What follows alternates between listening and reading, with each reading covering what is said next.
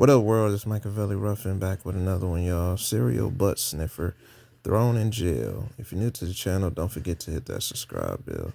Another exclusive. Thug life. California for this case, and the suspect in these crimes has now been dubbed as the butt sniffer, a man who's been arrested twice in 2 months for, you might have guessed it, sniffing women's butts, something that he's allegedly done repeatedly since 2021. In August of 2023, TikTok creator Michaela Witter went viral after she posted this video on social media. It's day 20 of 100 days of solo dates, and today we're going to Barnes & Noble and getting Starbucks. Except I ended up being stalked and violated the entire time. So I get to Barnes & Noble and get my Starbucks. I'm super excited to look at books, but this is the area that it started. I was in this corner for a while, and I noticed the guy was staring at me through that little hole, and I couldn't tell if I was being paranoid or if he was just reading a book and he just happened to be in that little corner. Anyways, it felt like anywhere I moved, he kept following me. So I recorded just in case he was trying to say anything or do anything to me. But I definitely didn't expect him to do this. Like, what the actual And the whole time I'm thinking I'm fine because he hasn't said anything or touched me or anything. But then you notice that he goes over and does the same thing to this girl. And he'll crouch down low and pretend like he's doing something and then smell? I don't know. And the whole time I'm wondering why he's always around me. But this was our interaction. What are you doing? I was so freaked out when I turned around and saw him literally under me, so freaking close to me. So I decided to tell the front desk. He's a really creepy guy. He has like these red beads, and he's like pretending like he's tying shoes, and I think he's like smelling people. Maybe like around there. We'll have a manager now. Thank you. And then I try to walk to my car as fast as possible because I don't want to run into him. So I'm leaving now, but I just watched the video back because I was trying to figure out what he was doing so close to me, and it freaked, like, I'm so disgusted and I feel like really violated, even though you didn't touch me, but it just feels really gross and weird. And then I went up to the front to tell the lady because I didn't want him to do that to other people. And then as I was telling her, he was leaving. And so all she said that she could do was just tell the manager. I waited around a little bit because I didn't want to run into him.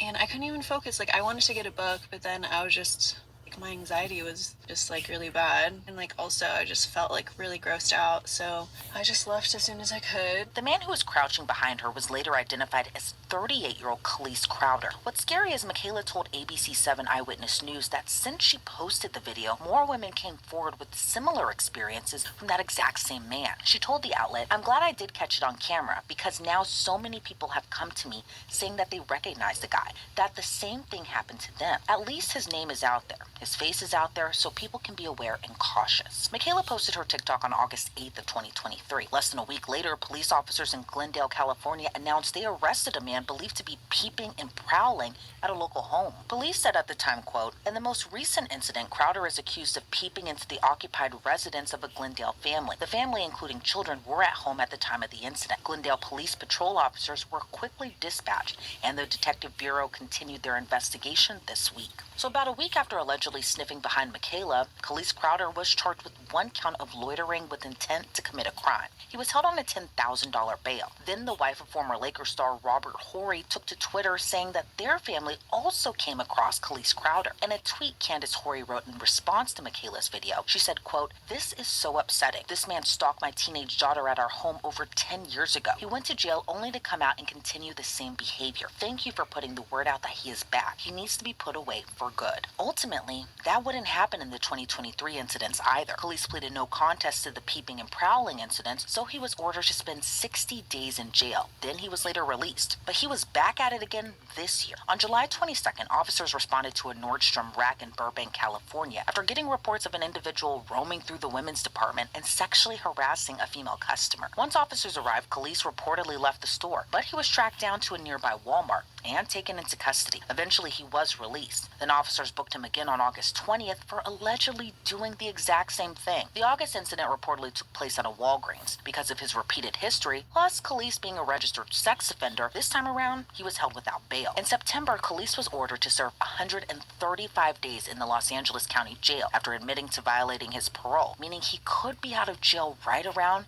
the new year. I'm joined now by former federal prosecutor Nima Rahmani. Nima, thank you so much for joining me. And Nima, this case is disturbing. Buy a new car, Yeah, buy a y'all. used rental. Yeah, y'all. Man, they calling him the butt sniffer, y'all. Man, it's crazy, y'all. You know, commercial break, you know what I'm saying? Yeah, it's the commercial break. Hold on, y'all. I'm trying to get it right. You feel me? Trying to get it right. But yeah, y'all. Like, man, they calling him the butt sniffer, y'all. I don't know. Shit. But man, hold on, y'all. Man, I'm finna wind it back up. Man, this shit is crazy. Crazy traffic, y'all. Crazy. But you know, hey, this is a crazy one, man. Oh Lord. Stay tuned. And new ones, and no, it's not because they're. Hold on, y'all. Hold on. Oops. You know what I'm saying? Hold on. Get it right. Nima, this Stay tuned. case is disturbing in different ways, and for a number of reasons, too. We have two different incidents, one happening on July 22nd and another happening on August 20th, all of this year. But it's not too far away from each other. What's your reaction to these allegations? I thought I'd heard it all and seen it all, but now we have a serial butt sniffer. So it is very disturbing, no question.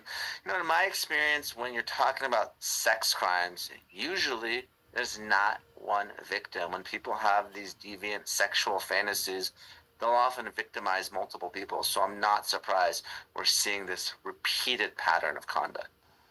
And I remember just a few years ago, a video went viral of this exact same suspect crouched down near a woman's behind, allegedly sniffing near it, at a Barnes & Noble in Burbank. I mean, what's your reaction to his MO and his repeated alleged offenses? It's a problem. I'm sitting here in Los Angeles where I live and work, and there's a perception that some of these crimes aren't taken seriously, or people that are criminals, there's a revolving door and they're out on the street. Obviously, this is disturbing. It's certainly not a murder or a rape by knife point, but this is still a problem when you have women in California and in Los Angeles that are victimized, and there's people who are convicted sex offenders. Look, imagine just being at a Barnes and Noble, browsing through books, and someone, violates your personal space and your independence like that. It's a problem. So, hopefully this is someone that, gets the help that he needs, probably in state prison, but this really needs to stop. We can't have a serial, any type of criminal, especially a butt sniffer.